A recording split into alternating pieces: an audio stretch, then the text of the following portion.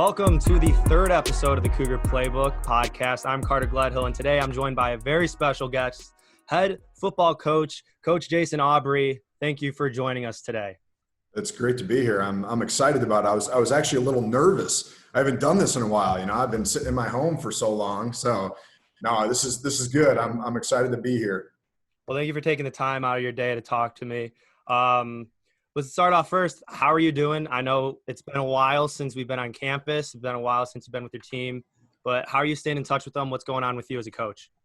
So it's kind of funny because it's not business as normal or usual, but it kind of is because, at this point in time, we're just recruiting. And, through May, through June, actually at the end of April into May, it's all recruiting season. So we're just finishing up our recruiting class and everything. The thing that we missed the most was our spring season. And I don't have to say that to you. You actually missed your season, which, it is what it is right now. But so we missed our spring season, and the guys were disappointed about it and everything. But we've got things in place as far as how we communicate with them. We've got an app that we work. It's kind of like a team app where we go through and we're communicating with our guys daily. And with us, we've got position coaches that they communicate with their guys daily. And then I communicate with the guys. And it was actually kind of with everything that was going on, I wanted to make sure that I had a conversation with every one of our guys. So this past Sunday, I just worked my way down the roster and I grabbed my phone and I just started talking to each one of the guys. And I had, anywhere, it ranged from 30 seconds to, 3-4 minutes that I talked to each guy. And number one, it was great to hear, talk to them, and number two, man, they lifted my spirits. It was so good to talk to the guys. And, in the world, everything that's going on right now, you can kind of bog yourself down and go, oh man, all the negativity. And then I talk to my guys and they're just like, Coach, we're good, man. Can't wait to get back on campus. We can't wait to, be together again, and no matter what's going on right now, we're still a family. We're still together. And man, they lifted my spirits and it was exciting. So, and as you can imagine, calling, 60 plus guys, took quite a while, but it was so worth it. It was so worth it, and just loved talking to them. So, we stay in communication in that way. But, our coaching staff, using Zoom has been amazing, just being able to talk to them face-to-face. And, we could do it by phone, phone calls and everything, but it's so nice to have everybody in the meeting and everything. So I have 2 staff meetings a week.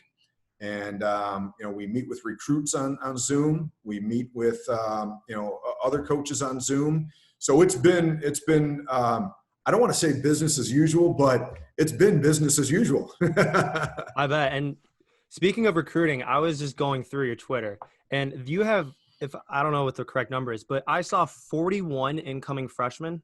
About that number so far, yeah. We're pushing. We're gonna push a little more. I think we're gonna get a little over 50 this year, which is the goal. We want to be able to get over 50 and get a great class coming in here. Especially as now you're going into your second season, it's important to build up the program, and you're going to be losing a lot of key seniors. So like Lance Moise isn't going to be there. Mm-hmm. And so on the offensive side, but now you're just building it up. What does it mean to the program and as a coaching staff and the other players too, when you have 50 plus guys coming out to camp in the fall? Sure. The biggest thing and I think I was actually talking to a recruit today. The biggest thing that I'm excited about is, we went 5-5 this past year, and it's the best season record wise in, since 2012, which has been great. But the biggest thing that I'm excited about is the camaraderie of the team, the family atmosphere. These guys truly love each other. And I talk about, the glue that keeps us together is love. And as grown men, men don't want to talk about love, but every day I tell our guys, hey, I love you guys. The way that we fight and sweat and bleed and work together, everything that they do for each other, it's love. I love these guys, and they love each other, and it's a family atmosphere. You know, you fight with your brothers and sisters every once in a while, but you still love them, and you do anything for them, and that's the way it was. So that's the biggest thing that I'm excited about coming into year 2. That first year, we had some ups and downs, and we had some things that happened during the season that, you know, brothers and sisters fight, you know, but now we've got that family atmosphere, and everybody understands what it's all about. And as we bring these young guys in, we're telling these guys, you know, what to expect. And our older guys and our guys that have been here with us, they've been talking with them, and they say, hey, listen, you better come in with the right attitude, because this is the way we are. We are a family, and we're gonna, you know, not fight, but we're gonna compete. And actually the word compete, we talk about compete an awful lot. The word compete actually means to come alongside. It doesn't mean to butt heads. It means to come alongside. So what we're doing is we're competing, and everybody thinks that we're, you know, trashing each other, but we're not. We're just coming alongside, and we are building each other up. And that's what I'm so excited about with this next group, you know, our second year here. It does. And, you know, you get all through that. You work out the kinks and everything. And, I mean, watching you guys at the end of the season, you had some struggles at the beginning, a little miscommunication from what I saw when I was watching the football games. But you guys actually came together. I think the best example I saw in my mind when I was watching was your game on the road against Eureka. I mean, that game, by far, I think for me, you go back 21 unanswered points, and you guys just pound the ball down the field at the end of the game. As a coach, you mentioned it, like the family aspect, but what would you say as like that meant to your team for the rest of the second half? Yeah, that's a program defining win right there. That's what, you know, every coach wants to, you know, point to a game and say, okay, this was our program defining game or you know, win or whatever. The crazy thing is, you know, we score the first 14 points of that game. It's 14-0. They score the next 34 points. It's 34-14. And we fight back and we score the next 21 points. And it's a testament to our guys, because we were down 34-14 at one point. And our guys could have just packed it in and said, we're done. You know, heck with it. We're just going to walk off this field with our heads, you know, held low. But they decided, we're going to stick it out. And then the defense went out there, made a big play. And then offense came out, made another big play. Then and it just built on each other, the offense, defense, special teams. We built it all up, and our guys started believing. We scored once, we scored twice. And once we scored that second touchdown after we were coming back, our guys on the sideline were like, we're winning this game. We're going to win this game. And they had no doubt that they were going to win the game. And when your mindset, and you know you're an athlete, when your mindset is as such where you walk on the field and you know you're going to win, it doesn't matter if you're down 34 points. It doesn't matter if you're down, you know, whatever.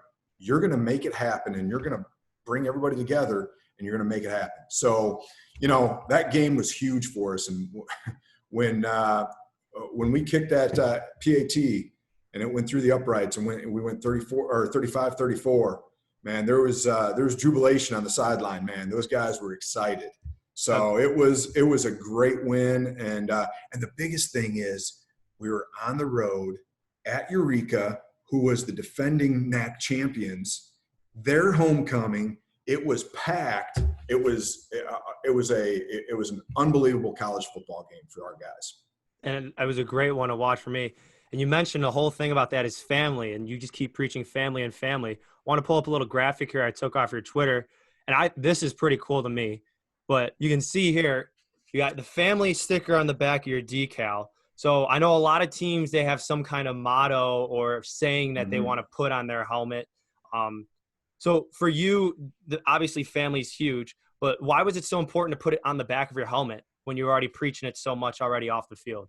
So here's the crazy thing. You see the TOI on top. Okay, so TOI is put in this is on the football helmet. This is called a sweatband up top. So we put TOI on the front of our helmet, which is TOI stands for team over individual. And when the guys look at each other on the field, they can not only look at each other in the eyes, but they can look just above it and see that TOI and understand that's our mantra. Our mantra is all about the team. It's team over individual. And then on the backside, the reason why we put that in the backside is because whenever you've got someone's back, that means your family. So we put it on the back of your helmet, and our guys look at that every time. And family means something. You see that it's an acronym. You know, it means forget about me, I love you. That's the biggest thing that our guys understand. TOI is team over individual.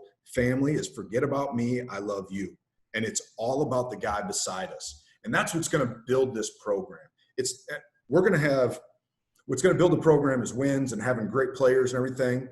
But if we get it done off the field first, then that's the foundation that we're going to lay to build a huge program on. Yeah, and that was, I mean, hearing you talk about that, it's super powerful. And you can see now, as if you're just a fan, you're watching, you're like, wait, why are they just having this on there? But it means so much more to the team to understand the family acronym and then also TOI as well. And I mean, you talk about, like, even back into your days, I mean, you came into Concordia, you had 20 years of coaching experience up to that point, a lot of high school football, but from reading about you, everything, you've always built the program. You've always brought it up. You've always made it so much better. And we talk about recruiting. When you were at Woodland High School, and I was like, wow, super impressive. You increased numbers on that team participation by 300%. Well, I mean, that's a great number and all, but you got to understand here, this is a school of 190 kids, all right? So the full school, 190 kids. The first day I had guys pick up equipment, we had 14 guys pick up equipment. 14. That's freshman through senior, all right? So from 14 until I left, 2 years later, I think 2001 was when I can't remember. It's been a while, but we had over 60 guys participating in football. So we were able to have a varsity team, a junior varsity team, and a freshman team by the time, I took another job. But all it was getting guys excited about football. And that's what we want to do. That's what you want to do about baseball. Get people excited about baseball.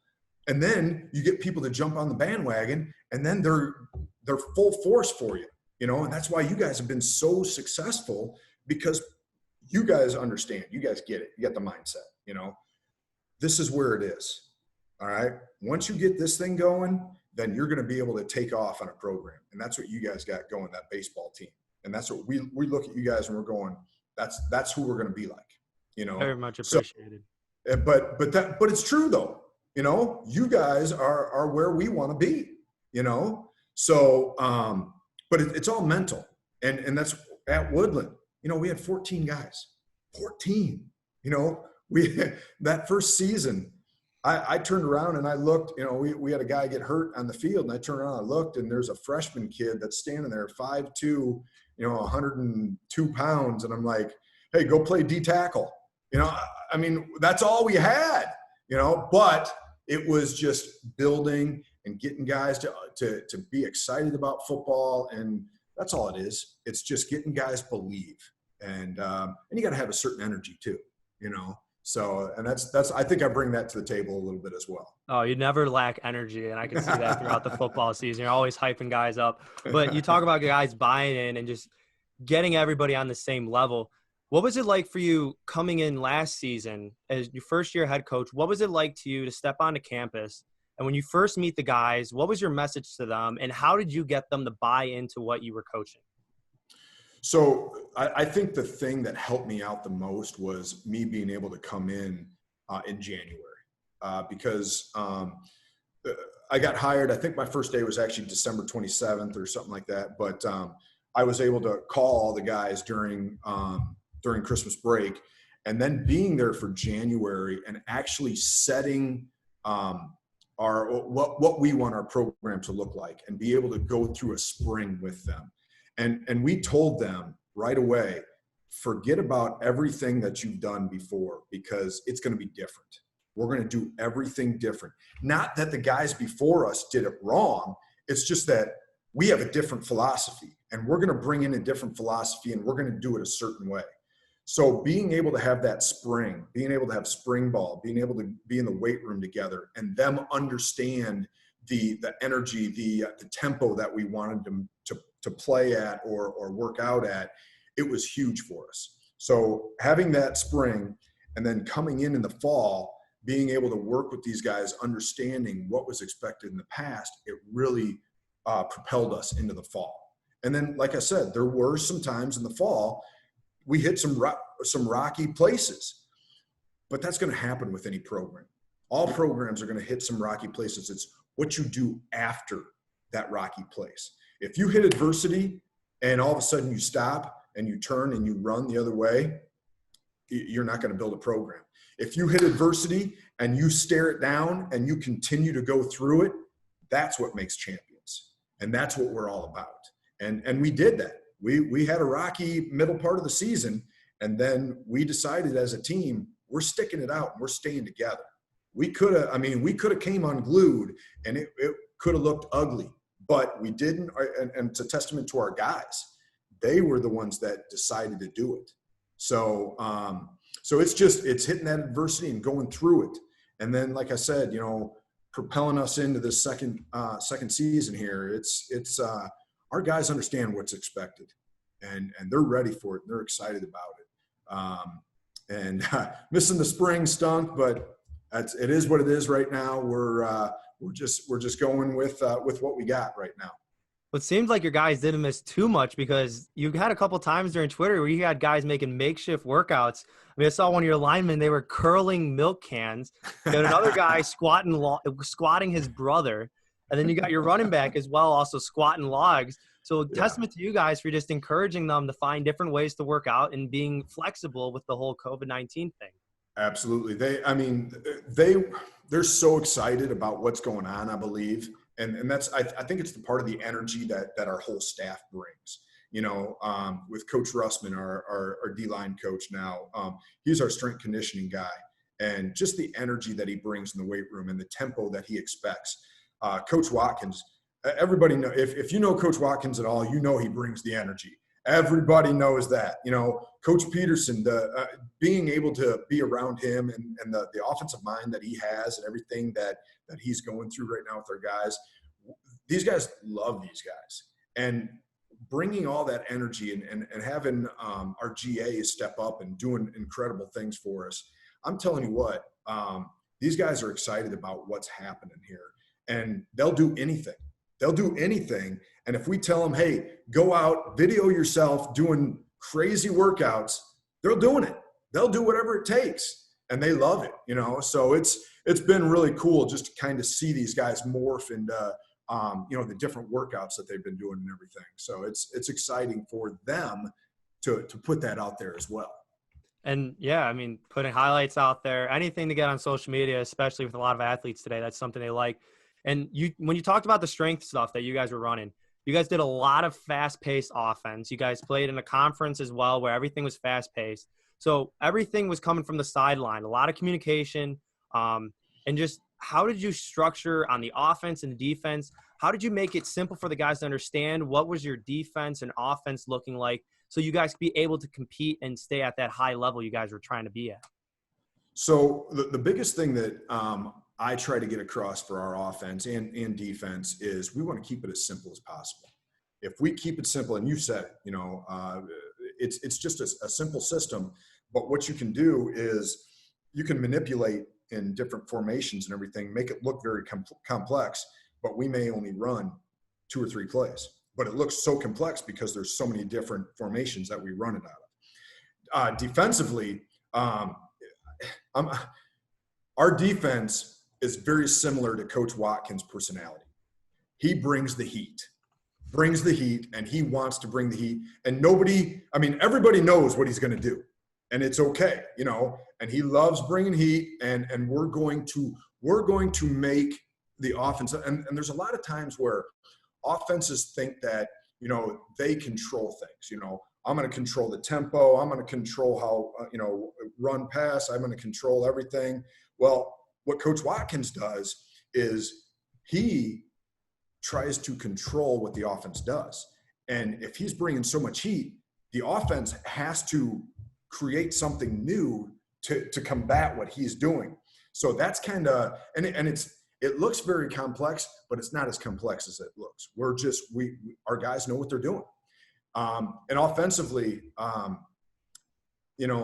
going to miss Lance, but you're going to see something this fall that's going to be high flying. It's going to be fun. And it's going to be fun. Yeah, that's all I'm going to say about it. You don't want to give any secrets, but I mean, the other running backs that you had in the backfield as well, Tyler Martins and Juan Uria, when you did experience the times when Lance wasn't in the game, those guys stepped up big. And I think that was really huge watching from the sidelines. Tyler Martins against the Finlandia, 36 carries, 241 yards and a touchdown.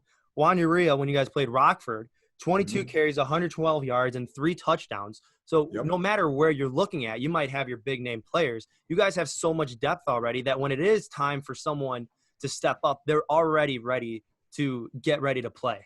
Absolutely. And one of the things that we talk about is next man up. It doesn't matter what position, where you're at, next man up. And that next man has to produce what the first man did. And the running backs, like you said, you mentioned Lance. If you have to match what the all-time leading rusher has done, in CUC history and the NAC conference, you better step up. And Tyler did.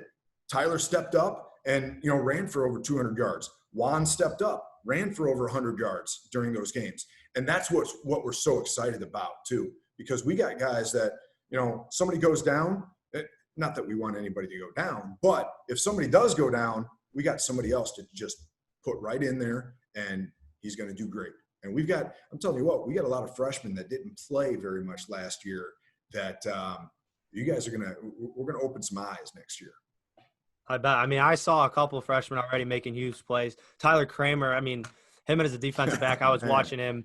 Talk about a guy that flies around. That's one guy you need in the secondary too. But on the other defensive side, Tyler Dudley, talk about commanding the field. What does it mean to you to have as him as a sophomore last year, now going into his junior year? What does it mean to you to have a guy like that is so young but is able to control the other 10 guys around you? That's one of the things with Tyler.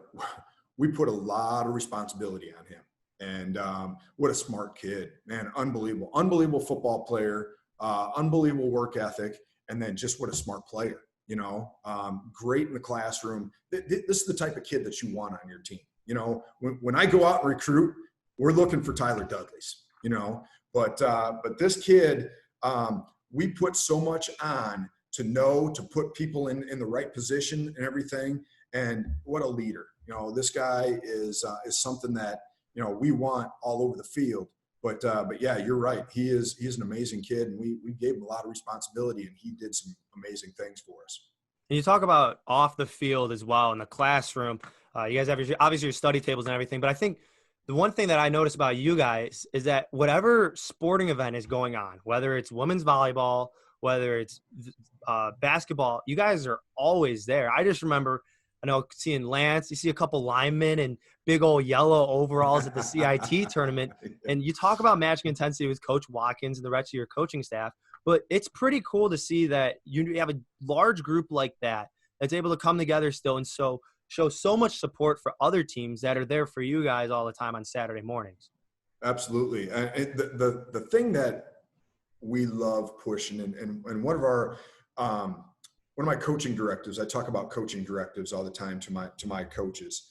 One of our coaching directives is always have fun with your group of guys, your position group and everything. And the thing that our guys love about all these other sports is they have fun.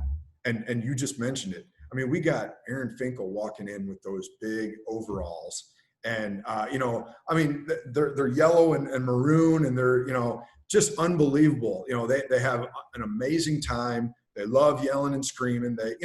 And it's cool to see us being able to help out, cheer on the basketball team, the women's basketball team, everything, because they're doing the same thing, with us. There was a game, we were coming off the practice field, and there was a women's soccer game. and we decided, hey, we're coming out the field. We're just going to sit in the end zone. So we sat in the end zone for I don't know how long, but the guys were chanting, they were yelling, they were screaming. We ended up scoring a goal. Our guys were going crazy. It brought the energy level so high. It was great, and I think I can't remember coach's name right now. Shaney. Shaney hit me up that next week, and she was just like, "Thank you so much for being there. It was fun. It was a great atmosphere." So it's what college should be. You know, it's experiencing that college experience and having fun with it. You know. Exactly, and having fun, cheering on your team, nothing gets better than that, especially at the other games.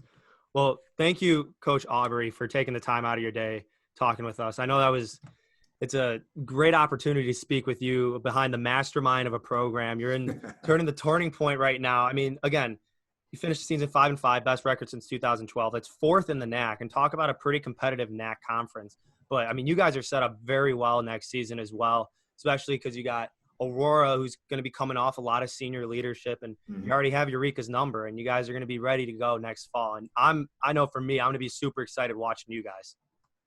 Yeah, we're excited about it. I know everything that's going on right now is kind of everything's up in the air right now as far as what the fall is going to look like and everything. But I'm pretty confident that things are going to calm down by that time. We're going to be on campus, and can't wait to get this thing going. All right. Well, thank you again, Coach Aubry. And thank you to all of our viewers tuning in. This has been the Cougar Playbook Podcast. Stay tuned for next week's episode. We have a very special guest planned. Won't reveal any secrets. Thank you, guys. Go Cougars. Thanks a lot.